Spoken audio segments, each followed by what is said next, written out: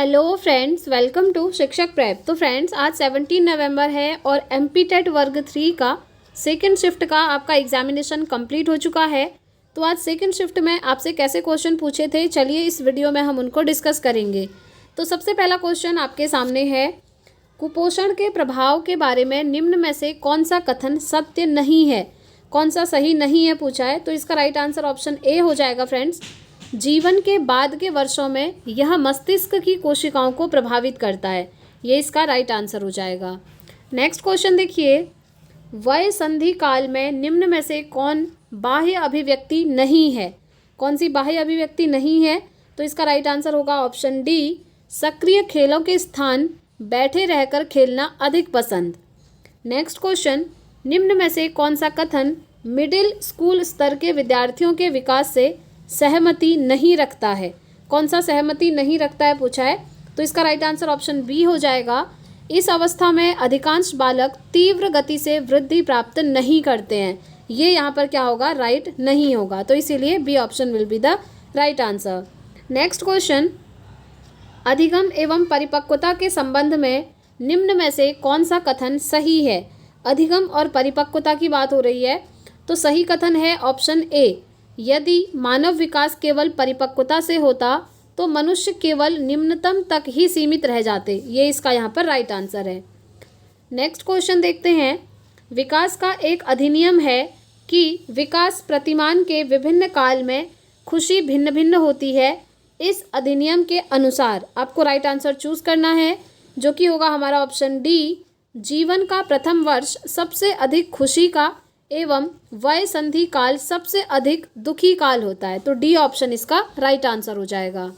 Next question है, निम्न में से कौन सा बालकों के अधिगम एवं विकास में सबसे अधिक योगदान देता है, कौन सा सबसे ज़्यादा योगदान देता है, ये आपको बताना है, जो कि होगा ऑप्शन बी, परिवार, समवयस्क समूह और अध्यापक। ठीक है, ये सबसे ज़्यादा इंपॉर्टेंट होते हैं, तो बी ऑप्शन इसका राइट हो जाएगा।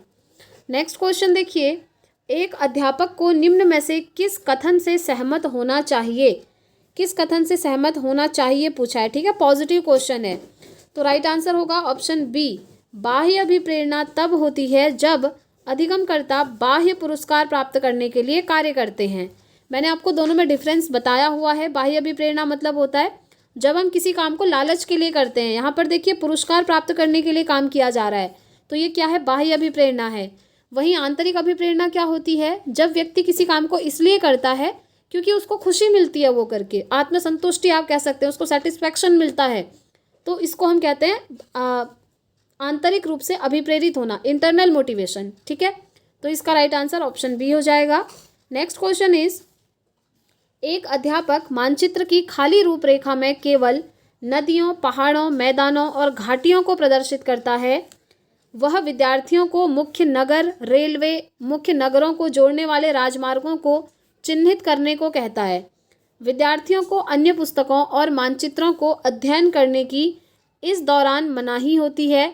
यहाँ अध्यापक द्वारा प्रयुक्त उपागम, देखिए अध्यापक द्वारा कौन सा उपागम यूज़ किया जा रहा है, ये आपसे पूछा है, तो राइट आंसर होगा खोज उपागम। ठीक है, यानी कि जो अन्वेषण विधि होती है वो यहाँ पर यूज़ हो रही है, तो इसीलिए ए ऑप्शन इसका राइट हो जाएगा।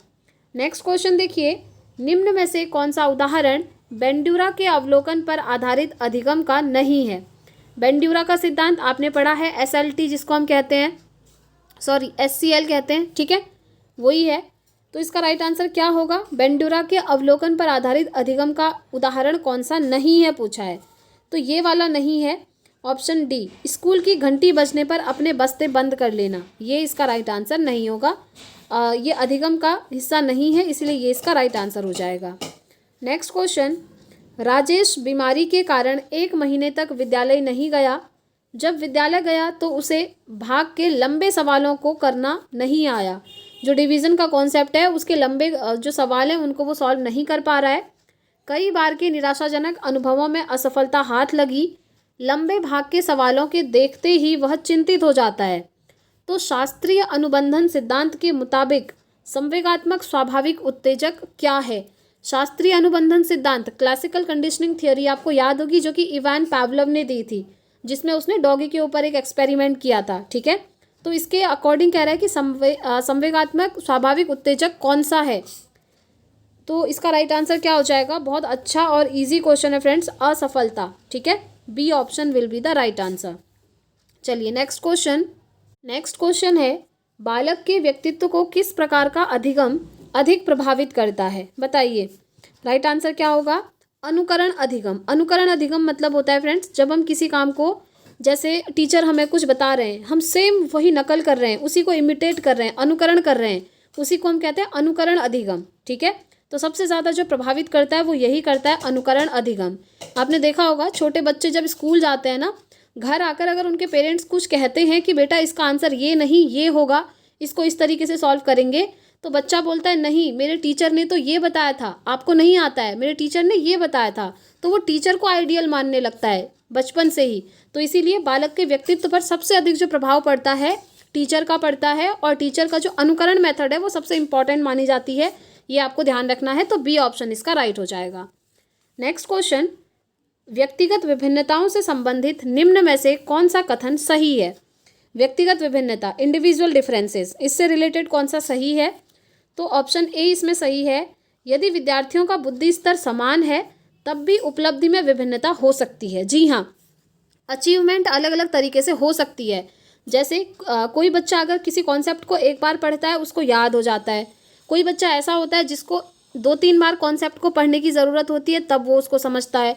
कुछ बच्चे ऐसे भी हो सकते हैं जिनको 4 से 5 बार पढ़ने की ज़रूरत हो। तो ये अलग अलग स्तर है। ठीक है, तो हर कोई क्या है, एक दूसरे से भिन्न होता है, कहने का मतलब ये है। तो अचीवमेंट का लेवल भी सभी का अलग अलग हो सकता है। तो ए ऑप्शन इसका बिल्कुल राइट हो जाएगा। चलिए नेक्स्ट क्वेश्चन देख लेते हैं। निम्न चित्र उदाहरण है, ये आपसे पूछा हुआ था, इसका मैं आपको राइट आंसर बता देती हूँ, क्वेश्चन नंबर 13 का।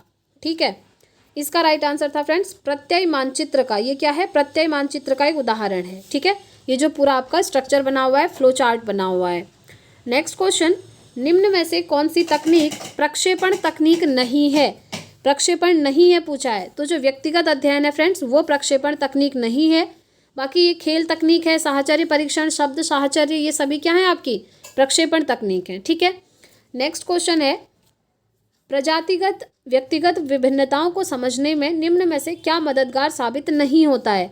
क्या नहीं होता है पूछा है, तो जो इंटेलिजेंस होती है, बुद्धि होती है, वो यहाँ पर मददगार साबित नहीं होती है। तो इसीलिए डी ऑप्शन इसका राइट हो जाएगा।